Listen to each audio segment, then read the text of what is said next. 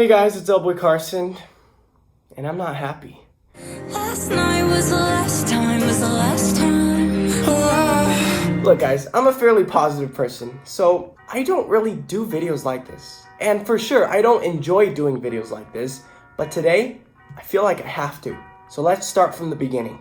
So, it was exactly 2 years ago in summer that iMADFilm's has made a review about my second Spider-Man fan film, which is Spider-Man First Stand. I watched that one in camp, which was super enjoyable. It was really funny, it was entertaining, he gave some very constructive criticism, and it was mostly a lighthearted review, like there was no hate into it. So I showed all my friends about it, and then they really enjoyed it too, and it has quite a few views. So if you guys don't know about this channel, I've actually made a lot of series, for a lot of reasons too. So I made the Flash and Arrow series just to start up my YouTube channel, to make some badass superhero Flash and Arrow kicking butt in Central City. And my second series was the Spider-Man fan film series, which blew up and it has over like 7 million views already. So for my third series, this is of course the Spy Trilogy, and it has a big place in my heart. Like, I really have a lot of respect for this. Because, you know, the reason why I made this wasn't even supposed to be a trilogy. It was just supposed to be a skit. But I decided to expand this into a great depth. And so the reason why I decided to make this trilogy is because by the time I just moved to the Philippines, it was a foreign country, I didn't have a lot of friends, so in order to make some friends, I used my filming talent to involve other people, some friends to be in it, and then have a great time. And it turned out to be awesome. I had so much fun with people, I grew closer to people, built connections, and it was just so dope. And so iMADFilm's, aka this guy,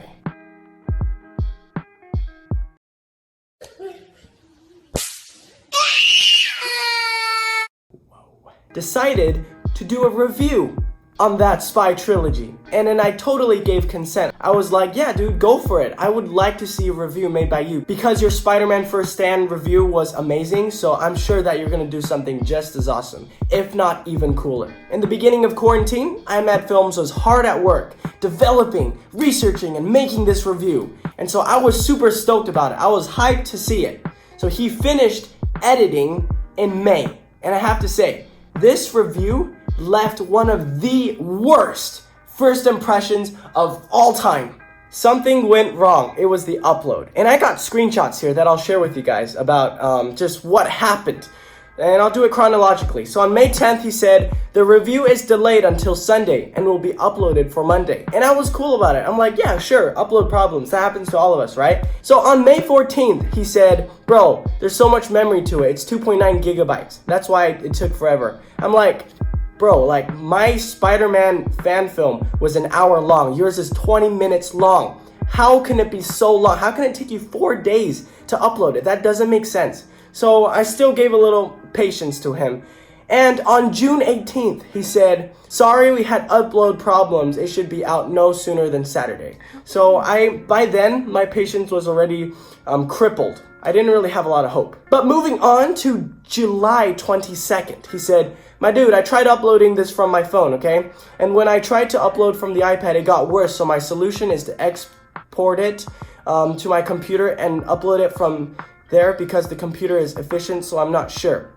Think of a solution, like go to your friend's house, or use another device, or go to your friend's house. That's it. And then I was just waiting. I thought to myself, bro, if you just don't think about this review being published, when it does, you'll be like, oh, okay, it's uploaded. But every couple of weeks, he tells me, I got some problems, I can't upload it. I'm like, bruh, I'm being honest here. And so yesterday, the review is out. It's on the public for everyone to see. And I was excited. My expectations were extremely high because it was delayed for 4 months. All right, so it better be good. So then I sat down in my chair, and it definitely was not what I thought it would be.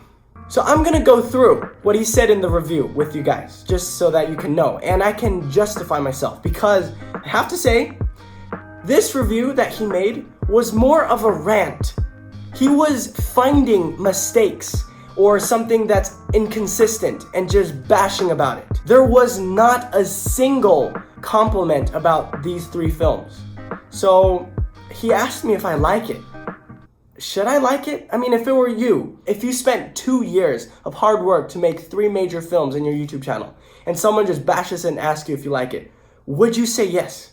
Would you say yes if you were me? So, let's grab some popcorn and some soda, and let's watch this review together, and analyze it together.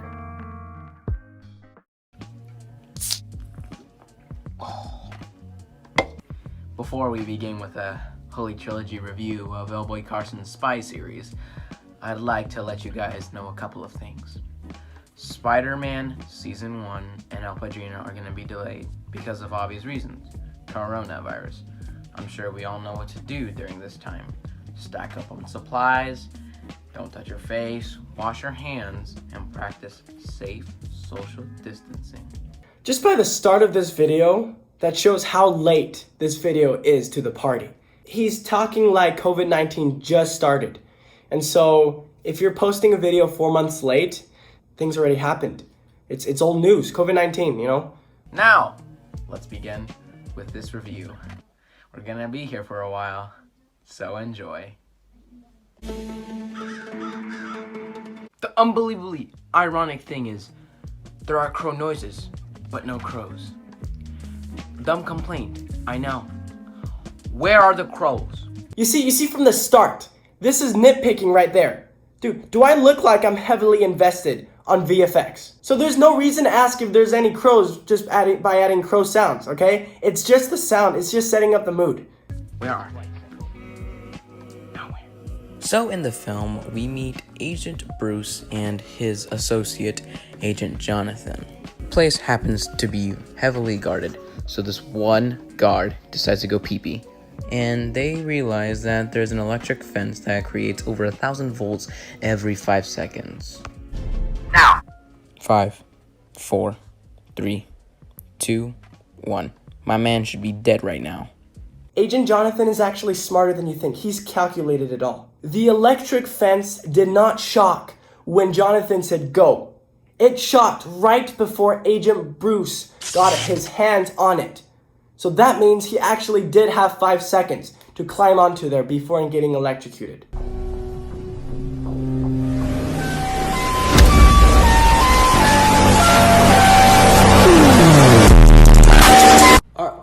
Are you a kid? Well, Yeah. That voice cracked though. You know, not just to use it. They begin in a fight.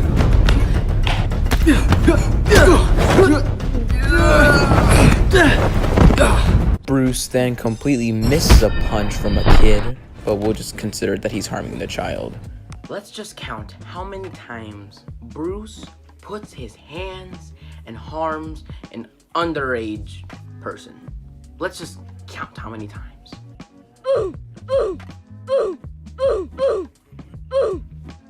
Just because Agent Bruce says that the kid might be a little bit young doesn't mean that he won't cause any harm or damage. Agent Bruce doesn't like failing his mission, and if a kid has a knife or if the kid is punching him with a freaking golf club, then Agent Bruce is gonna have to defend. Just because you're a kid doesn't mean you can't hurt me. So they're both on each side of the pool, and then it cuts to them suddenly in the middle of the pool.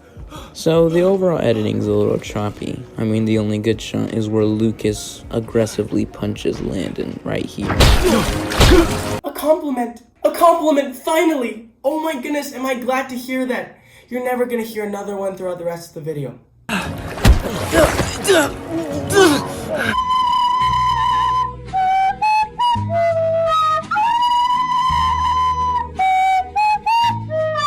Overall, I thought this film was mediocre. 6.5 out of 10. The editing was choppy overall. There were some slow reactions in the fight sequences. I mean, personally, I think the fight scene was pretty cool.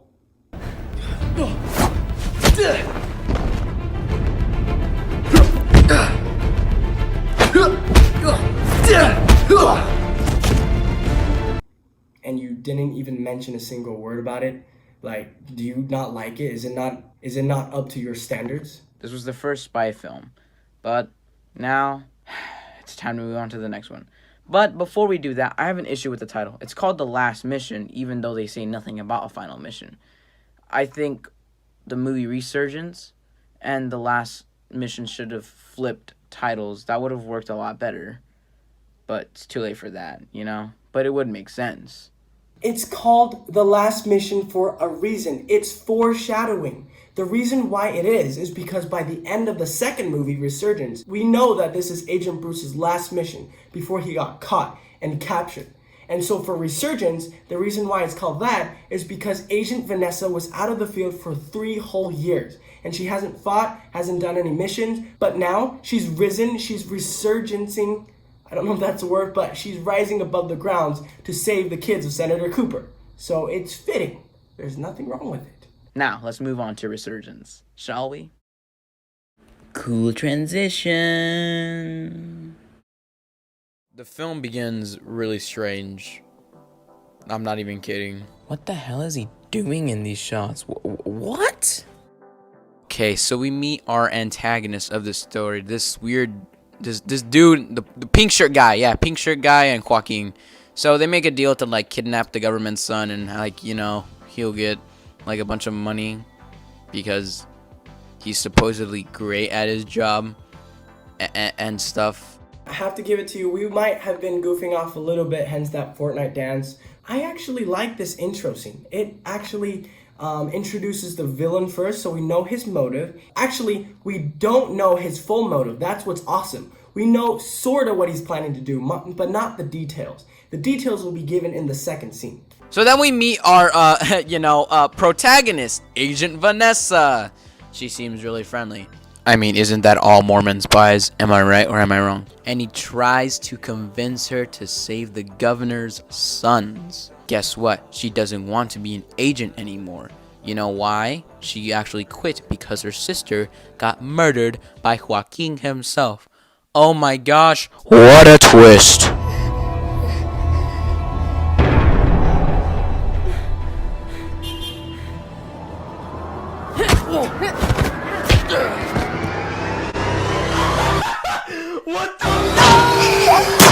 So here's where the big issue comes in. The only reason Vanessa decides to join is because she had a nightmare of her sister getting killed. Wow. That is, wow, great writing. I think you're assuming that's absolutely not true. The reason why Vanessa decided to accept the mission is because she doesn't want the sons of Senator Cooper to suffer the same fate as her sister. She's thinking about others, not because she had a dream, okay? Just, she's nice. Her character is helping. So we meet Pink Shirt Guy and his driver. Pink Shirt Guy, well, now he's Black Shirt Guy. Black Shirt Guy decides to be disrespectful and steal his sandwich. He didn't even have dinner last night.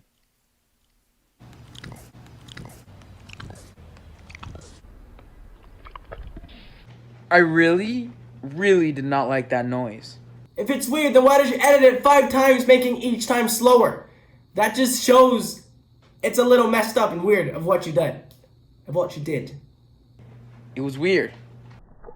It was oddly satisfying too. Oh gosh. Stop! Michael, what are you doing? You're going in the opposite direction. You never told me where we were supposed to go, so... Kya mazak hai? We're literally from the same country. I know exactly what you're saying. Just drive. Make a U-turn. We're heading towards Center Street. Alright, sir. Why was that necessary? Why? What was it to... This... Oh my gosh. But I don't feel like that was necessary. That was the most unnecessary comedy so far.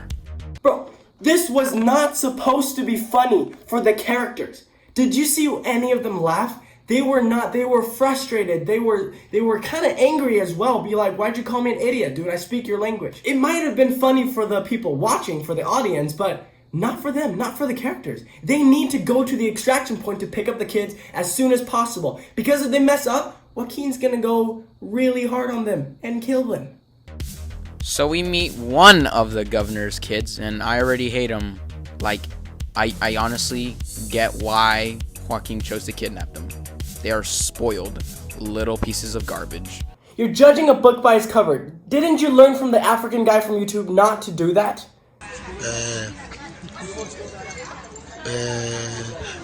Don't cover the charge by. Whoa! Don't charge the cover. Charge the book. Man. Don't book the cover. Book. Don't whatever. Don't do it. Just don't do it. Well, clearly you haven't. I'm sorry that sounds so harsh, but that is so true. I just want to say that my dad is a very powerful man, and if you don't set us free, he will come for us, and you'll all be dead meat. Personally, in my opinion, I do not like this hostage. My point is, you should probably make your hostage more likable, you know, more sympathetic. That's the point. You need to make the civilians more lovable. Like in Spider-Man PS4, take that for example. The civilians are very lovable and likable. They're not like total jerks saying, "Ah, Spider-Man, you should be arrested for being black." You know, that's my point. Move it, spider jerk. Don't got time for you. What do you expect from a kid that just got kidnapped and separated from his brother? Is he gonna be likably like, "Oh yeah, sure, you can kidnap me," or be like, "Bro, if you don't release me, my dad's gonna kill you"? What would you do if you got kidnapped? Just think. Okay, think realistically. He's a kid, he needs to go home. Honestly, at this point, I can't, I'm rooting for Joaquin. Would you like some agua? The cringe meter went from pretty cringe to through the roof. Says the guy that thought it was okay of Spider-Man jumping out of a dumpster for his glorious appearance. Hey, buddy. How you doing? Hi. Chica, you scared the Santa Maria out of me. What do you want? Want some candy? We can either do this the easy way or the hard way. Oh, can you believe what you said? What do you mean? Stop! Stop! That is so unnecessary. It's just weird and I want to fast forward it when I hear that. I'm dying. Oh my gosh. Oye, mujer, ¿a quién te abrajas con? Who do I work for? Doesn't matter. What is a deodorant thingy doing out here? That's a very good question, my friend. I honestly have no idea. I don't know if this is lazy filmmaking at its best, but I believe that actions say more than words. Because she's just saying, we're going to rescue your brother. But they do it off screen. I don't care what you say, but whatever that kid just did was not funny and very unnecessary. I can't. I can't. Okay, let's start from the beginning. In the script, these two brothers were supposed to be hostages together, but one of them had something to do that day, so we had to improvise and change that script in the last second. So that's the best we can do. And I think that we did a good job improvising. As a filmmaker, you should know to improvise when things get tough or things don't go your way, okay? That's just how we have to handle it maturely. And also for the scene when the kid kicked the bad guy when he was down. That was awesome. That was almost badass, okay? That's justice, sweet justice served. Because that bad guy deserved it. We're gonna call this number.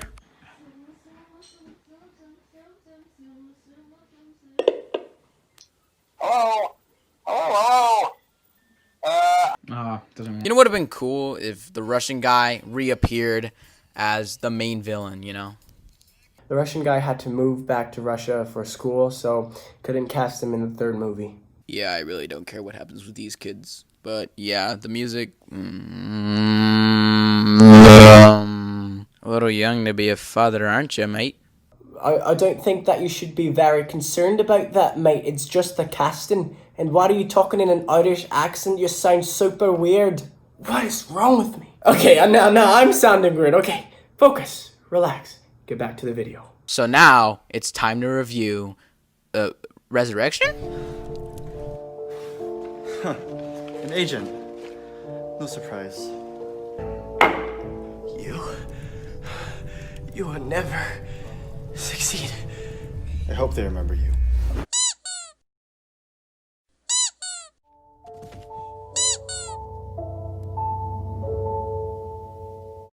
Bro, is this even necessary? Like, last time I checked, this is a very emotional and thriller scene. Why are you putting rubber ducky sound effects? I hope they remember you. This film was really mediocre. You know, you don't feel Vanessa's journey. Her journey isn't impactful enough, you know. It just starts out of nowhere. We're supposed to be hurt. We're supposed to feel bad for her because her sister died, but really it's just played off as a dream sequence. And then this is a mistake we've all made, you know, but her journey has just, she started because of a little thing. It doesn't feel big enough. I urge you to check that church scene again, okay? Hank explains how serious the condition is. They're asking for a lot of money from the AIA, which is $25 million, so that Vanessa is the best of the best agent. She has to rescue the kids so that the AIA doesn't have to pay that large of a sum. And by the way, this is not a journey about Vanessa's life. This is a part of her life. This is a mission, if you will. Nothing more, nothing less.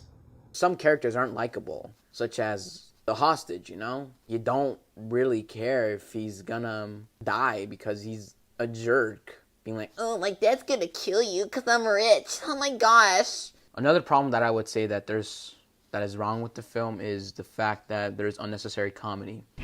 Where's Jenkins? Who's Jenkins? Liar! You know who I'm talking about. The man who gave you this. Oh, him?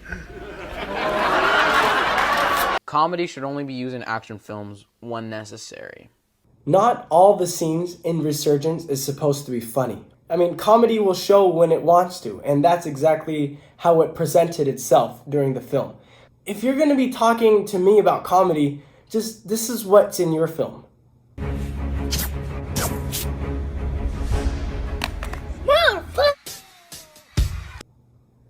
And, you know, not just to use it. But yeah, this film gets a 6 out of 10. It's probably the worst one in the trilogy. Let's move on to freaking Resurrection. This is going to be a painful ride, guys. Bro, there's just no respect. I mean, it's so mean of you to say that. There are my friends that worked so hard for this film, and yet you're foreshadowing of how bad it is before you even review it. Lazy but still epic transition. Kill me. I'm pretty sure that Bodyguard was wearing mismatched clothes with a tie, not a gray suit with no tie. Inconsistency 101. I hope they remember you.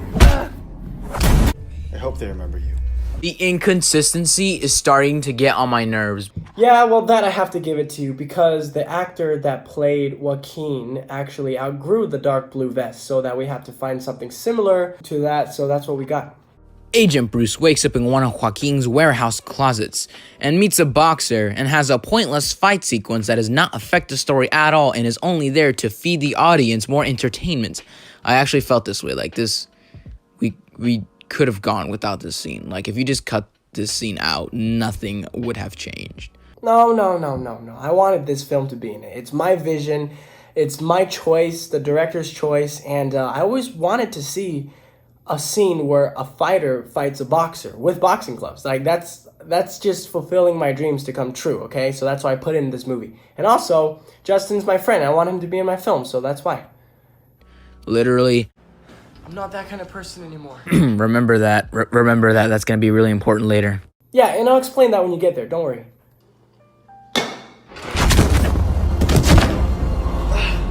What the... That punch felt really loose and slow. And that flip looked pretty freaking good if you ask me.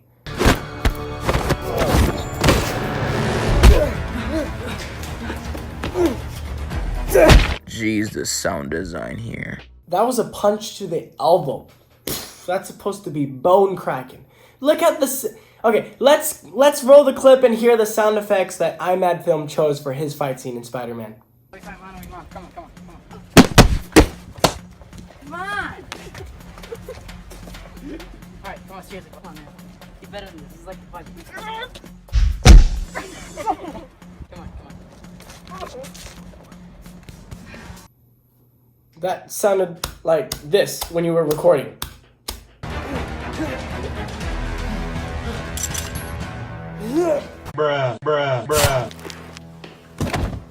I'm not that kind of person anymore, said Bruce. Well, it was either him or me that's gonna die, because that thug literally drew out his gun and fired 3 shots without even thinking. So Agent Bruce was really smart. He thought about it quickly and decided to turn that big guy around and then deflect the 3 bullets. So that's just genius, okay? Bruce knows how to save his life. He didn't kill him.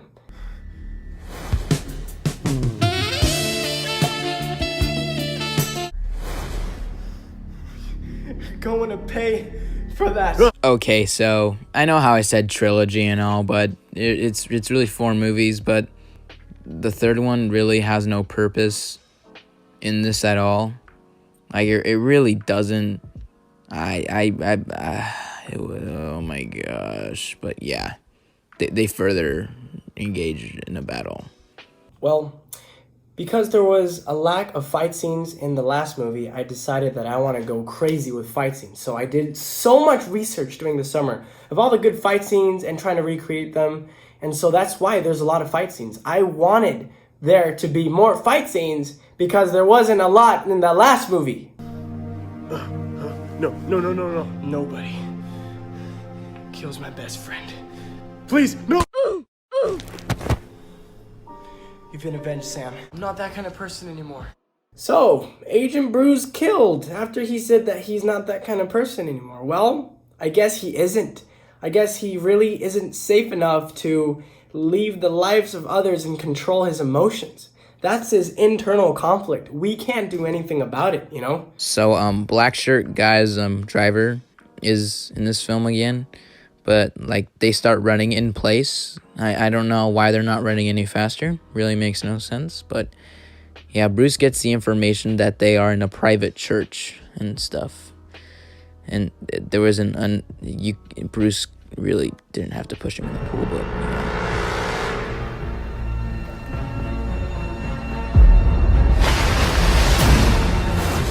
It can't be. I got 2 questions right here. How and why? What are you trying to ask me? I mean, Agent Bruce thought he killed that guy, but he survived, so there he is. Any last words? This was by far the most unnecessary extra I've seen so far. Hey, you forgot to mention the guy that was taking off his Sunday clothes behind him. Why didn't you talk about that? I'm sorry you feel that way.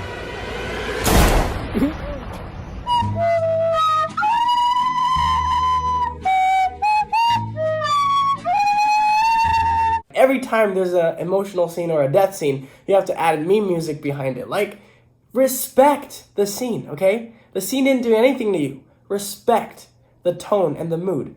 And of course, Bruce lets himself get, captured because the plot requires it, of course. And yeah, Bruce spits on Joaquin, and the spit doesn't even hit him. Like, where? The reason why I didn't spit at him is because, first of all, that's kind of rude and disrespectful to the actor. Second of all, COVID-19 already sort of started. So if I were to spit on him and he got coronavirus, even though it's not my fault, who else would they blame? Me. How? Where? Where's the spit, dude? So yeah, Joaquin just mumbles on saying, "Oh, after I kill you, I'm gonna kill Agent Vanessa. Oh yeah, you're gonna really regret what you did here, buddy." So right after Joaquin leaves, of course Bruce starts not shutting his mouth and just get on with the fight already. Holy crap, the build-up is just really. Hi there. Hey, I just want to talk to you a little bit about build-up in business, in video gaming, in movies. In magic, build-up is really, really important. Build-up in movies is more part of the cinematic storytelling, right? It divulges things about the person. Magician that just does the magic is not nearly as effective as somebody who spends 90% of the time on the build-up. You need to make the audience scared that that saw that's going through the box is actually going to saw that person in half. It takes time. When I'm in business, I also realize that I have to set up the story. And you see this done very, very well in video games. There's no company anymore that just releases a video game. In fact, it starts for months and months, and there's anticipation, and there's sneak peeks, and there's giving you a bit at a time. And also now in video games, you also see you don't just start playing the game. There's always a build-up. There's some character development, right? It's really, really important. So I think that if you look at build-up as understanding more about the characters in a film, and I can even imagine that those kind of things happen in real life too, when people are holding somebody at gunpoint. You know, people don't, even bad people probably don't want to kill and harm the person in front of them. So there may be some conflict inside of the character as well. It's like, I know I need to eliminate you, but I don't want to. So let's just learn from the build-up rather maybe than criticize it. So you want to see a good example of no build-up done right? Check this out.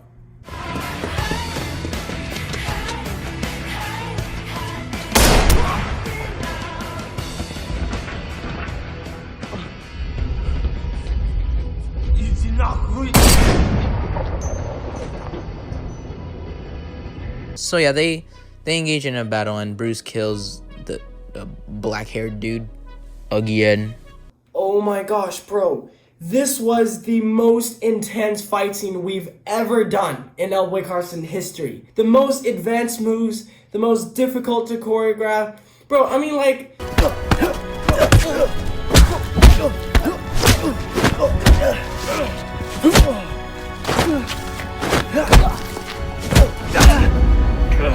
How could you just ignore that? I don't get it. We were so tired and proud after filming this. That's why I love Nestle Crunch. So we meet Vanessa again. Oh my goodness, Mormon spies are my favorite. Oh my goodness! And Joaquin somehow misses hitting Bruce in the head. Somehow! I don't know how, but he somehow does. Look, it was point blank range. Of course Joaquin shot him next to the ear to make him suffer on purpose. Okay? Joaquin likes to make people suffer. Alright? Sometimes. Even though sometimes he just kills them. But this time, he makes Bruce deaf and so that he can destroy him. Then Joaquin just rambles on. I don't care at this point. And then, of course, Bruce breaks his deal again about taking another life. But I'm not that kind of person anymore. Joaquin is too dangerous to be kept alive. Therefore, we had to do something about it before he destroys the life of others.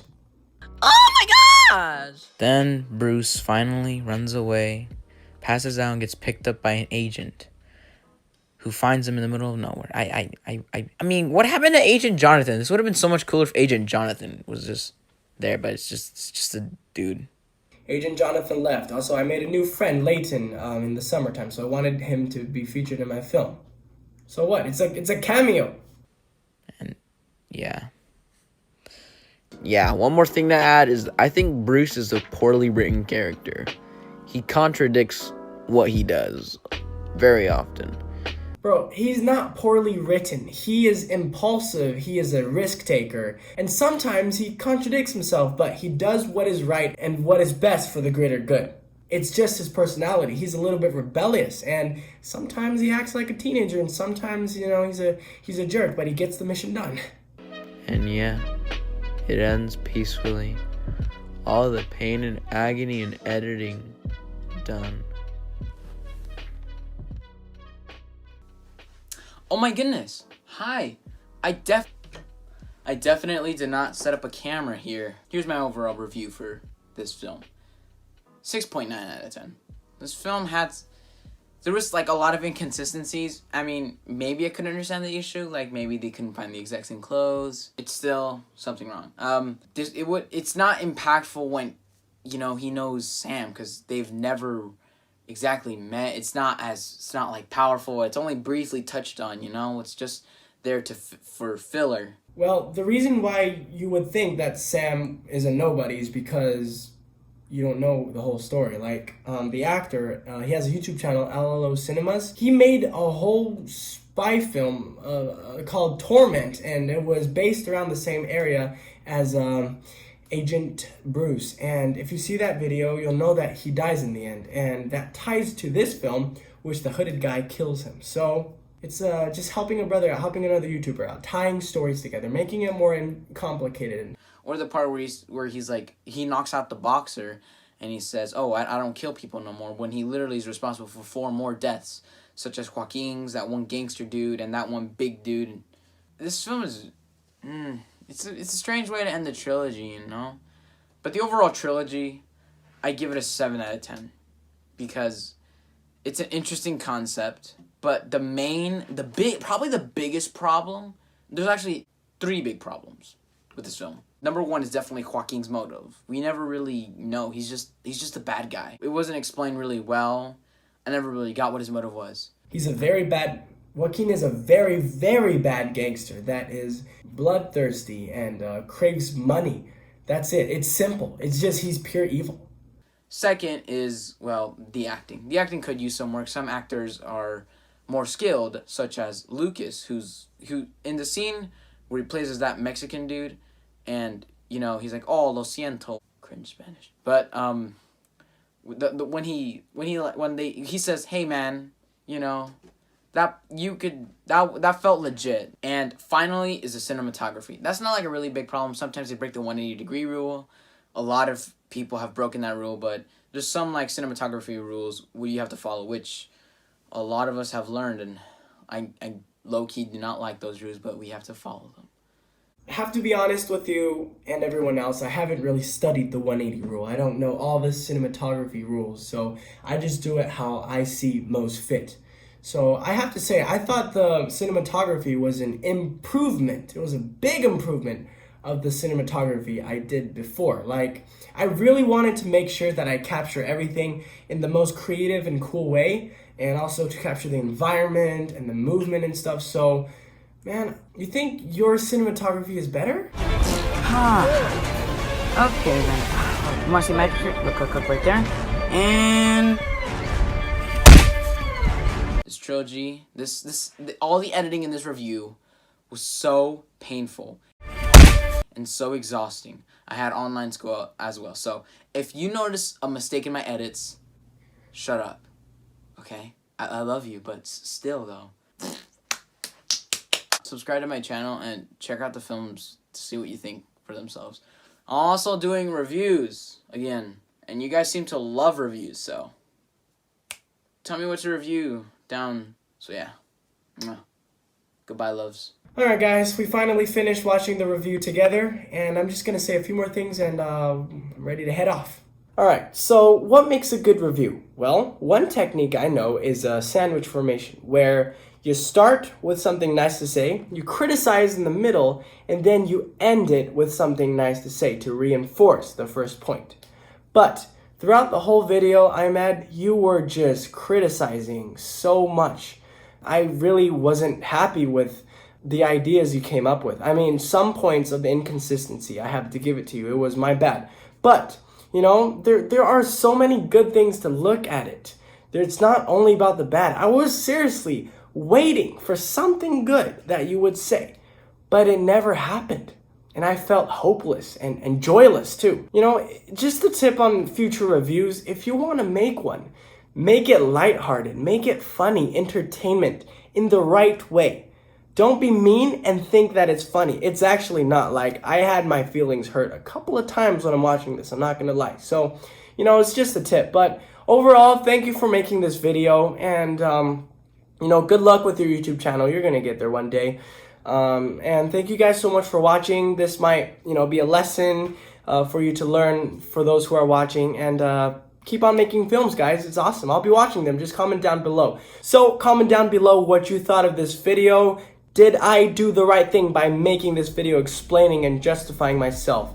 Or did I not? Was my spy film actually garbage and crap? If you like this video, please click the like button and subscribe to LLO Carson, and I'll catch you guys later. Peace out.